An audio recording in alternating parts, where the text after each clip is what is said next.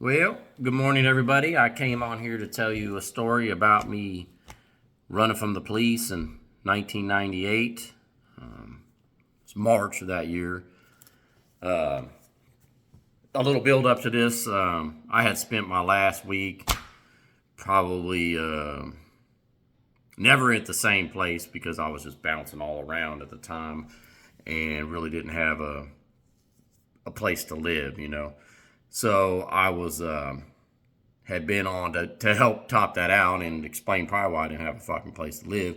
I had been on like a week-long cocaine binge and alcohol and whatever else I could jam into that week,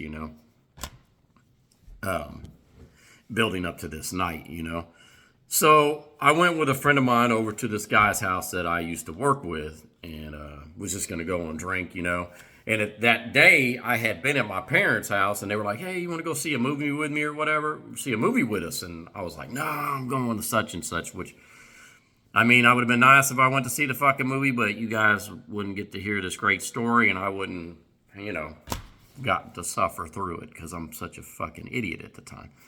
But, so we go over to the house, and we're all drinking, and my friend ended up leaving that I went there with, and I stayed behind, and we had started out drinking some beer, and then we started getting into some hard alcohol, right? And smoking weed too, or whatever. But the alcohol, I remember Southern Comfort because I decided from that point on, after like the next day, that I would never drink that shit again in my life, and I never did.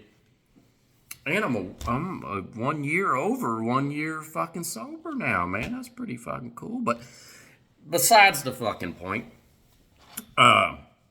So, and I had drank like a 32 ounce of that with like some Coke in it or whatever, probably a splash, and then another 32 ounce glass of some type of hard alcohol with the same type of shit. I don't remember what the fuck it was. But they asked me, the dude I was there, his girlfriend shows up and she's like, hey, you guys want, you want to run to the store with us, Brian, the grocery store and stuff. And I was like, sure. I shouldn't have been anywhere outside of that fucking house. I should have not been out in public at all. And so we ended up going. First, we went to this gas station to get some cigarettes or something, little Fina gas station back then in Peculiar. And this is not me. Like, I was criminal, but I wasn't like a shoplifter, so this was just odd. I don't know if it was alcohol or whatever, but I thought bold because I was always too nervous to be doing shit like that. Plus, I could have paid for what the fuck I was stealing at the time. And so I was just starting out there. I was like talking to the cash register people and taking lighters and shit off their fucking, like I had a pack of fucking lighters on me, And while I'm talking to them, and they're kind of just laughing at me. So then we go to the grocery store, same shit. They're buying groceries. I'm stuffing groceries in my fucking shirt and jacket and pants and just everywhere. I got stuff I didn't even fucking eat when I looked at the police report later on. So I walk out with this shit. And an employee sees me, like, this is a tiny ass grocery store. It's Jerry's thrift store. There was like 3 lanes in the fucking place. Like, you had to go through that aisle area to really even get out. So I walked out the door and I'm like throwing the stuff. I hear an employee behind me, and I'm like throwing the shit in the dude's truck. And he comes up behind me with the door open, and I have all the shit out already. It's all just spread out all over.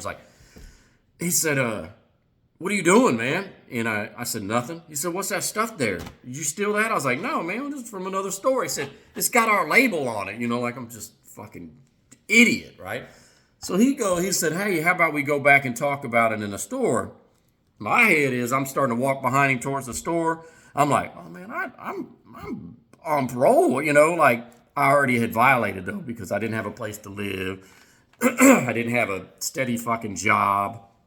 And I hadn't showed up. But if I had done any of that, they would have continued my fucking parole on. But that's not how Brian liked to do things back then. I like to run from every fucking thing in my life and at that time. And so I fucking take off running. I run down the front of the fucking store and I hop this fucking fence that went into like a little field. It was a little chain link fence. And I'm taking off back towards fucking Sherry Drive where the dude lived. If you guys know Peculiar, you know that Sherry Drive is the town that they talk about. Every city has a ghetto. That's the ghetto of Peculiar, right? I'm headed back that way because that's where dude lived at. And I'm running. I hop the fence, land in this fucking, the muddy ass field and shit. I lose a shoe. I didn't stop because I was like, I ain't got time to pick that shoe up. It was gone, you know. Keep fucking running. Some lady pulls up beside me while I'm running down like the main road, like a C highway or whatever. I kind of cut across that or up by that, and she sees me and she's like, "Hey," she's hollering at the, "Well, jump in, I'll give you a ride." I'm like, "What the fuck? This is weird." I didn't think nothing of it, like, because I'm fucking trash. I'm like, hell yeah, I ain't got to run no more. She drives me over to the dude's house, and I get out and I'm sitting on the side. I'm all like, "Thank you" and stuff, whatever. And like, no big fucking deal. Some random lady just picks up some drunk dude covered in mud, running. And I'm only there for like a couple minutes because I couldn't get in the fucking house, obviously, because he had locked the door. And all of a sudden, a cop shows up, and I'm sitting down on the side of the house waiting for dude to come back. And this cop pops up, and I don't know if I had nodded out or something. He's got the flashlight in my face. He's like, "Hey, what are you fucking doing?" Yada, yada, yada. And I'm like, "Man, I'm waiting on my friend to get here, man. He should be here any minute." He's like, "Where's your other shoe at?" And I was like, I think I said some stupid shit like, "Well, that's what I'm here to get," or something, you know, something fucking dumb. And I tried to run again. Well, he snagged me up quick as shit, you know. And big old fucking dude. Gets me back to the car, puts me in the car, puts me in the front seat, handcuffs and all, you know. We get back to the grocery store so they can like identify me or whatever, because I was, you know. And he puts me, like I said, in the front seat. Well, I open the fucking door while he's got his back towards me, you know, talking to the people, and I start to get out. Well, I didn't get but even like 10 feet, and this dude crushes me, man. Lays me out on the fucking ground. Puts me in fucking shackles. Throws me back in there, puts the handcuffs behind my back, puts me in the shackles, and puts me in the back of the fucking the car, you know. I'm sitting back there for a while. I don't know if he fucking went inside or what was taking him so long. Well, I end up getting back, trying to get my handcuffs out in front of me again, and I got caught for a second with them in between the shackles. Like, I'm all jammed up back there, but I'm a little ass dude then. Like I said, and some other stuff, I think I was probably 135, 140 pounds. I finally got him in front of me. I got my little prickly fingers in between the plexiglass and the little lock there on the side of the door, and opened the door. Now, shackles and all, I didn't even think about it. And I don't know if it was the cocaine strength or the fucking alcohol or whatever. As soon as I took a step, like I just got out of there like I was running like I didn't have anything on, and it snapped. It broke off. And I think it was the left one that broke. I know that my ankle hurt for months after that, though. The shit fucking hurt, and they charged me for that as well, destruction of property. But so I take off running. He don't see me. I don't know how the fuck I get out, dragging a fucking shackle and everything. I hopped that same fence again. This time I had to dive over it because I couldn't put my fucking hands down, you know, like some type of Olympic high jumper, you know, criminal Olympic high jump. I was in that class that night. I dove over, landed on my fucking back. I get up and run some more. I ended up on First Street in Peculiar, and there's a post office and some other stuff, and I'm too tired, so I didn't like go to a great hiding place. I laid in a ditch that maybe was even a foot fucking deep, maybe, and just like I was in a coffin, just laid there and hope no one fucking see me. Like maybe if I closed my eyes, that type of shit, they wouldn't see me. Well, 5 of them motherfuckers see me. And all I know is I looked up at these guys staring at me, and one of the cops was like, "We gonna have fun with you tonight, boy." And I recognized one of the other ones from back when I had just moved out there. Some of the dudes I was hanging out with, we were stealing bikes and shit, and he knew we were stealing bikes, but he couldn't catch us. This dude was a captain now. And I looked up at him, and I was like, "What's up, Scott?" Like, we was like old friends. Like, I was introducing him or seeing him at the grocery store, like, on a normal fucking day. And then I don't remember nothing for a while until I got back to the